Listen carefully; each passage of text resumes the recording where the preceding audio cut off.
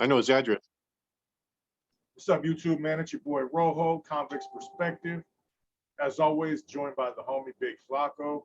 And what are we sliding through with, Flox? Actually, a whole lot of energy, but we got cracking. That's right. Hey, so what we got today, man, as you can tell, we're talking about an NF Hitman, who y'all know from the Black Widow indictment, Brown Bob incident. And, man, we're going to get right to the point, man. Take it over, Flox. I'm gonna take it over from here, man, because I know a lot about this situation. And in this story, man, you're gonna get some details that you've never heard before regarding this individual, as well as regarding Operation Black Widow, Brown Bob, and so forth, right? But there is a message to this video, man. And you know, Santos Bad Boy Bernias was born August 11th, 1964. At the early age, man, he's originally from Corcoran. He went by a lot of different names, but he stuck with the name Bad Boy. He went by Boxer and a few other names previously when he was in Corcoran. He ended up catching his case in the early 80s in Hanford for attempted murder and a robbery. Got sent to YA, ended up getting kicked out of YA around, I think, 1985. Was a YA reject, went to the state system. In 1987, he had became a Nuestra Raza Northern Structure member. He was one of the ones that went to Corcoran and opened up Corcoran. September 9th, 1991, he paroled. Was already an established NF member, I believe around 1989 is when they actually recruited him. So the interesting thing about Bad Boy that we've learned over the years is that since the age of, I think, 16 or 17 years old, he was only out there in the streets for 6 months. So he was a YA baby that went to prison, that took this whole gangster lifestyle to the full extreme, and earned a reputation behind that. I mean, he was no punk. The dude was definitely with the business. He's what you call a torpedo. He was a foot soldier that was ready to do whatever was asked of him. And his first case, he was involved in the early 92 indictments with the fellas, Spankiel, Wevel, and Rodney Shelton and all that, man. There was an individual named, I believe, Robert Hassel, or I don't know how you pronounce his name, right? Who was a bouncer at a bar out there in San Jose. Now, the NF ended up killing an individual named Weasel from San Jose, Weasel Herrera. And part of the reasons why they killed Weasel was, there was a big drug connect out there that was working with the NF named John Blanco that had some issues, that believed that he was telling on them because there was a lot of competition out there in the drug market at that time. For a minute, they had short-stopped on hitting this dude, Weasel, right? Then Skip ends up getting caught up on a case, and he sent directives out there that he believed Weasel was telling on him. So Lucky, who had a cover and a shield on this individual, found out that this ended up having Weasel hit. So at Weasel's funeral, this dude Hassel, I don't know how you pronounce his name. I'm going to say Hassel. I'm going to say the J silent. Made a comment, F Lucky, F the NF. I know they killed Weasel. You know what I mean? So from there, what ended up happening in that situation was Lucky put the green light on him. So they attempted one time on his life, they tried to get him. They missed the opportunity. Finally, Bad Boy catches him, shoots him 3 times, thought that he killed him. And Bad Boy's remark about that, why did you do that? I'm just handling business. That was his mentality. So he got caught up on that indictment around 92 for shooting Hostels, and ended up doing some time to where he ended up getting out in, I believe, 1999. Okay. From there, Rojo knows there were some pending issues for Bad Boy's conduct while he was up there in the Bay. I'm gonna let Rojo talk about that, and then I'm gonna talk about a whole nother incident after this. So is this the one that is kind of crazy that you want me to drop? Yeah, I'm gonna let Rojo drop this.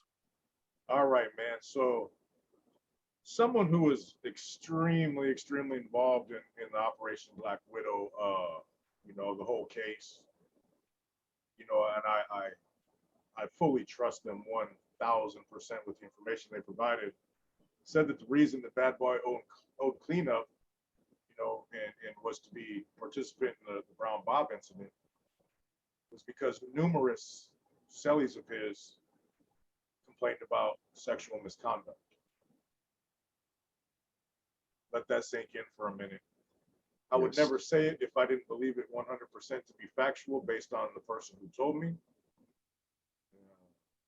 Yeah, so apparently for whatever reason, he was given a pass on that, whether they didn't believe it or whether he tried to say he was just clowning or something. I don't know the circumstances, but apparently there was multiple complaints of sexual harassment, if not more. I'm not 100% clear, but those are definite facts. Um, so part of that was to be involved in a cleanup, a 100% cleanup, if you know what I mean. And that's what led him to Morgan Hill that day.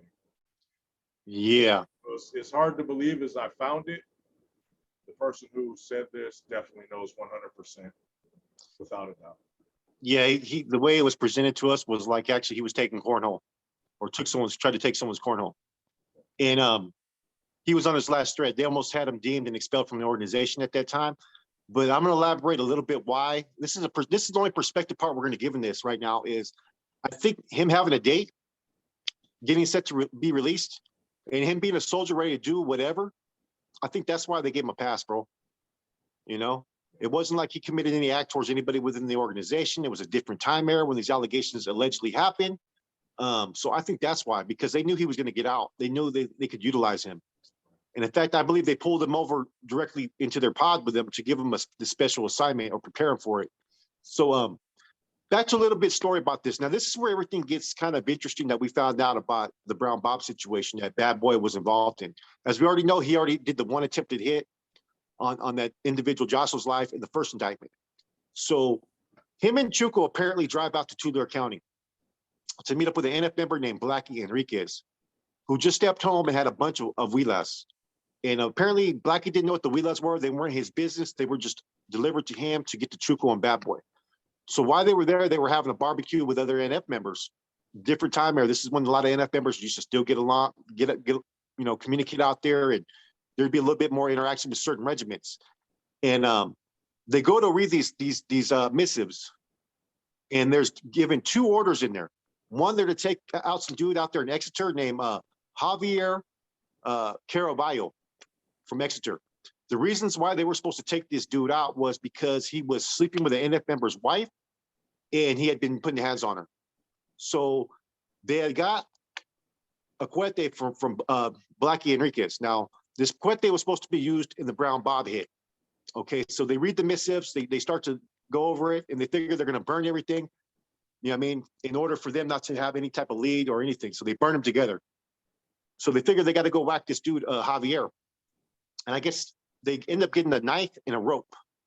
And so they figure, they get the address to run down the basic 411 on where this dude's at. They go pull up to his house, and they're scouting out the house. Now, Exeter is not a very big city. It's very small. So they waited there for literally a couple hours, until they figured, we got to figure out where this dude's at. This is a small town. Let's go hit the bars, all the different locations. They end up locating this individual at a video store. Now, this is where the story gets a little bit interesting. This dude, Javier, was in a video store renting porn. So they see that he leaves, so they follow up to the house. And so they stage outside his house, a couple houses down, right? And they see the lights come on. They're getting ready to do this hit. They figure they'll just wait a couple minutes. The TV's on. They'll figure they'll catch him with his pants down, doing his thing. So out of the corner of their eye, they look down the street, and they see this little red, fudgy thing. It was a dude smoking a cigarette in an unmarked car. And so what ended up happening, they were prepared to do a hit. At the same time that they were going to do this hit, right? Tulare County Gang Task Force had a surveillance web around that area, focused on a house that was two houses down or somewhere in the neighborhood. It may not have been two houses down, but they were in a web where they had cop surveillance that were undercovers all throughout the streets. So they ended up saying, man, we can't do this hit. You know what I mean? They didn't know it at the time. They found Bad Boy found this out afterwards. So they decide, man, we can't do this hit. There's something going on here, man. There's something ain't right. So they elect to take off. And this is where the story gets even more interesting. So as they're driving back, they don't have the wheelas no more. They don't have the kites with the directors that came from the Bay, right? And I guess they were debating, what did they mean by handle Brown Bob? Does that mean that we kill him? Or does that mean we talk to him? What do we do? So they were driving home, and him and Chuka were having this conversation, right? And so they elected to abort that mission because they didn't want it to be something that they misinterpreted. But they didn't have the kites no more. They didn't have nothing to validate the claim that they wanted this duet. So apparently after that, I guess Diane Vasquez went to go visit Skip, from what we were told. Skip sent word, hey, why haven't you handled that Brown Bob situation? Immediately after they got those directives is when they put the plan in motion. They kind of put it together really fast. They didn't plan it because they were already being pressed by brass. Now, we've talked about the Brown Bob hit before, and this is something else that we were able to confirm. We never knew if it was Quete that went rogue or this and that.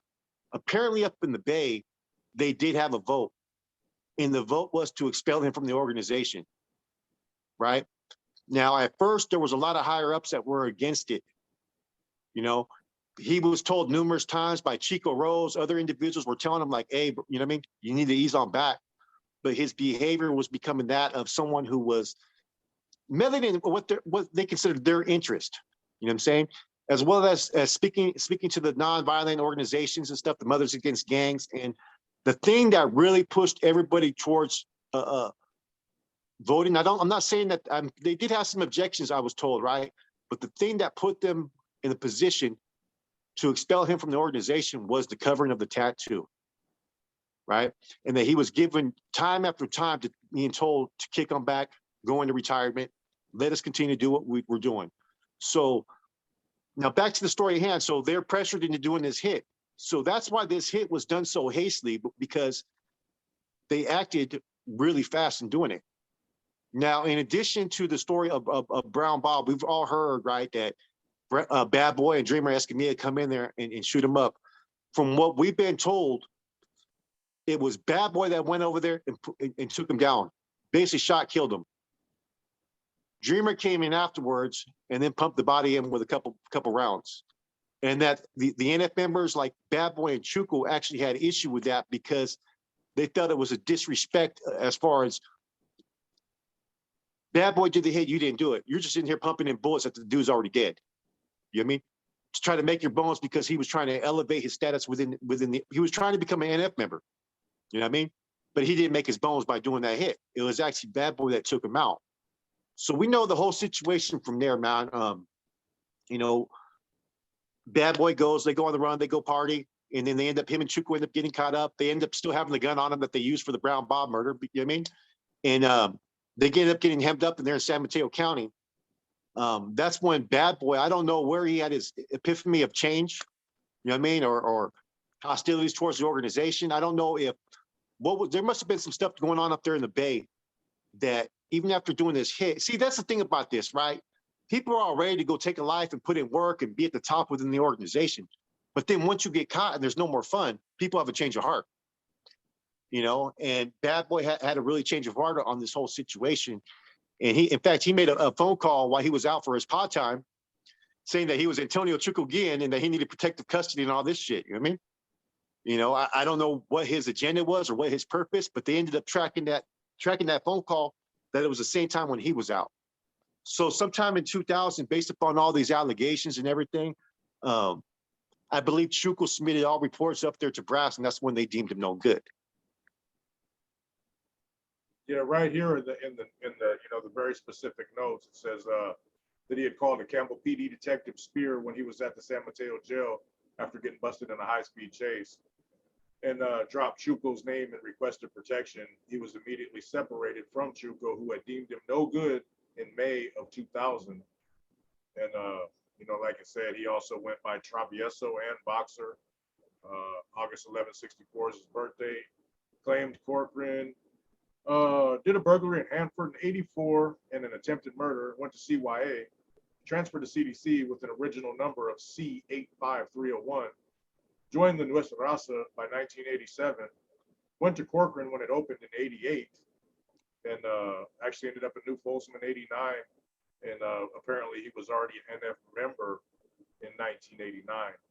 He paroled in 91, got busy, was at San Quentin in 93, back to Corcoran in 97. Sent to the Bay in 98, bumped heads a little bit with Stork. He did have a possible RC position in San Francisco. That's not confirmed, along with Chuco from Sanjo. And then, those are direct notes. Individual's got a lot of history, been around a while. He was around longer than I thought. You know, I didn't know his career went back that far, but he's been involved in a lot of stuff, man. There's no doubt about it. He was in the feds for a minute too, and he came back in 2018. Came Hey, back to the state.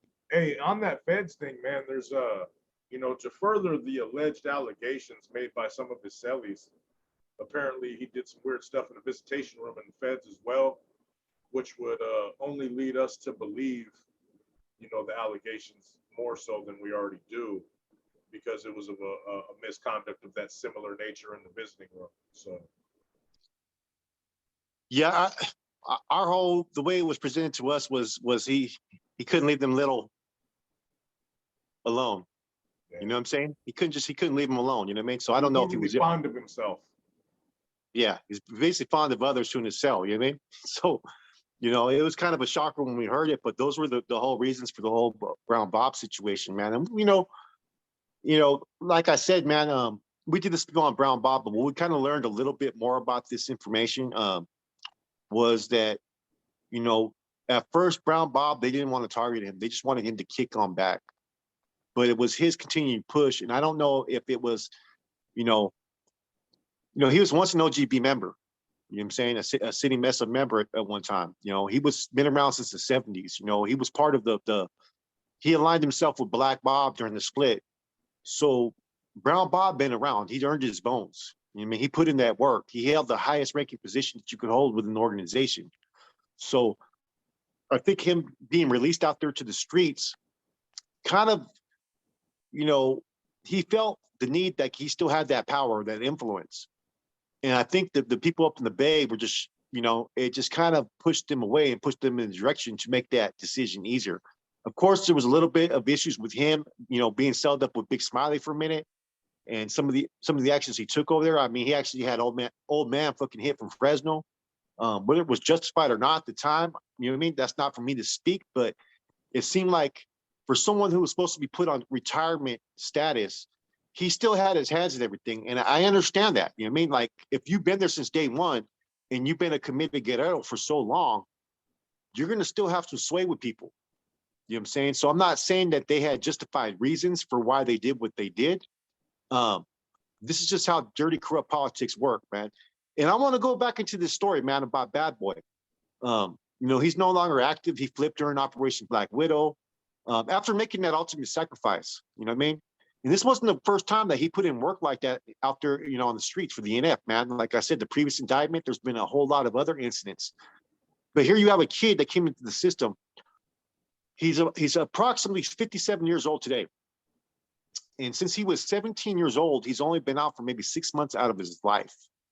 So that whole gang stuff and that gang culture and that gang lifestyle is all he ever know. You get what I'm saying? And so this is the message I'm trying to sit there and show people is that, you know, at a young age, if you become immersed into this gang lifestyle at a young age, it's all you really know. And there's no pattern of breaking it. And then you can get to that part where you feel used or you feel abused or you felt like unjustly done, or you finally come into that sense of reality like, wow, I'm spending the rest of my life in prison for a bunch of guys who maybe don't even care about me. They were ready to kill me a couple months ago. You know what I mean? For doing what I was doing. You know what I mean? You know, and then therefore he made his decision. You know what I mean? Or it could have been other decisions why he made it. Maybe he wanted to be able to do what he wanted to do to them. You know what I mean? You know what You know I what I'm find saying? interesting, bro, is that man, if you know you're doing cleanup for some behavior of that nature, you got to know that you're never going to go anywhere within that group. If you know that group, you got those things over you. Yeah, you might be able to clean it up, but you're forever going to be looked at a little differently. Whether the allegations were true or not, just the fact that there were multiple allegations of the same thing, the same interesting conduct, to say the least, you got to know, bro, like, man, I'm this close to being Brown Bob myself. You know, instead of doing all that stuff, being on the streets, if that dude was any kind of smart, he should have beat feet. You know what I'm saying? His time was numbered, bro. You can't walk around being weird and not in control of your junk, bro. When you lose control of your junk, that's a horrible thing. I mean, there's nothing good that's ever going to come of that. You're not going to be looked at You're gonna be looked at as a weirdo, bro. Straight up. You know, multiple one allegation, somebody might be salting you up. Multiple, bro. It looks like a duck, wax like a duck. That's what people are thinking, whether the allegations were true or not. We Yeah. both know it. You get accused of being a snitch. You get accused of being a weirdo. You get accused of being a thief by multiple people multiple times. That's going to be on your jacket, whether true or not. There's always going to be like, damn, should we give Rojo that $100,000? Nah, he's a thief. You know what I mean? Should I let the homeboy at my old lady's house? Nah, man. They say he tries to get at other homeboys' old ladies. And those, when them seeds are planted, all they're going to do is grow. Yeah. But see, he was from a different time era where that time period was at one time acceptable. You know what I mean? YA in the 80s, you know what I mean? 70s and 80s. You know what I mean? I'm just keeping it No, real. I get it. I'm not justifying it. I'm not justifying it. But that stuff was still going on in the 90s, man. Yeah. You know what I'm saying? And it just I never seen it amongst homeboys, but I didn't hit the system till January. that's the part that got me, right? And I was talking to someone, they're like, well, okay, how was he just not deemed back then? I'm like, well, you got to look at it from this perspective. He's always been a hitter. He's proved that. You know what I'm saying? He's ready to take out anybody's life at any time. He's one of those dudes where you tell him, hey, let's go, do this. He's going to rock. So if you got someone who's going to get out in 1999, yet they've been accused of these charges in 96 or 95, it's of no value to use a soldier to take him out. You know what I'm saying? You know, you can always find someone have moved in that has life and take him out, right? But wouldn't it be more of an advantage, let him hit the streets and do this bidding on a hit that we want done? I mean, there's a reason why Chuka wasn't involved in it, why he was in the the vehicle down the street, because you would think that both of them would have to be involved. You know what I'm saying? Especially if you're trying to send to a general position. If they were smart, Chuko should have only orchestrated it and been somewhere under surveillance at a casino or something, with telecameras, be like, I don't know, I was gambling. I think they were kind of rushed though, bro. Like the story that we got on it, man, was they were already supposed to have done that. And I'll tell you what, when I was out there doing my thing, bro, when anything suspicious happened, I wasn't around. Yeah. Not out of you got to remember though, not wanting to do it, not out of wanting to be down to do it, but it's just the smart thing to do. Yeah. Because nobody's going to be able to make things happen, and not to toot my own horn, but like myself. You know what I'm saying?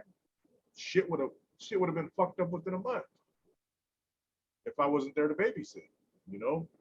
So putting yourself in those kind of positions, with that kind of status, I get it. It's rushed. It needs to be done.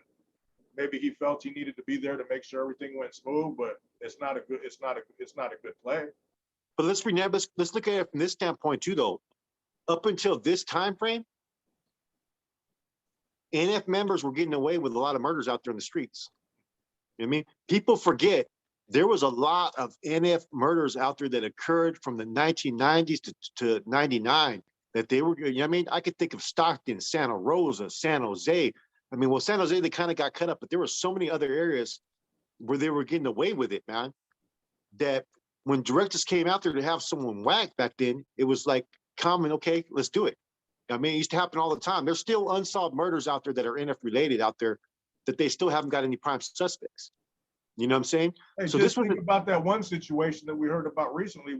There was 4 unsolved homicides until an individual decided to flip.